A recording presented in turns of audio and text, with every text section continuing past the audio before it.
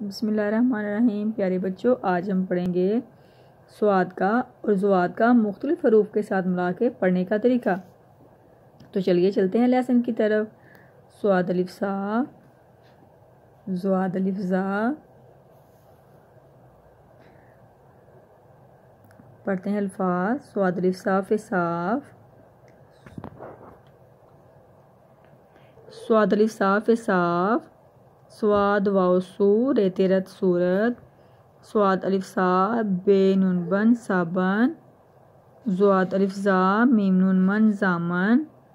ज़ुवाद वाव अलिफ वा बे तोयबत ज़वाबत। ज़ुवाद अलिफ ज़ा मीम नून मन जामन। ज़ुवाद वाव अलिफ वा बे तोयबत ज़वाबत। स्वाद अलिफ साफ स्वाफ। स्वाद अलिफ सा बे नून बन साबन। स्वाद वाव सू रेते रत सूरत। तो प्यारे बच्चों, अब आपने मिला की प्रैक्टिस भी करनी है। जो पीछे हमने पहले पढ़ी है उसको रिपीट करते हैं। शीन अलिफ शाह, बे अलिफ बा शीन शाबाश। शीन अलिफ शाह खेशाब। शीन वाव शो काफ शोक।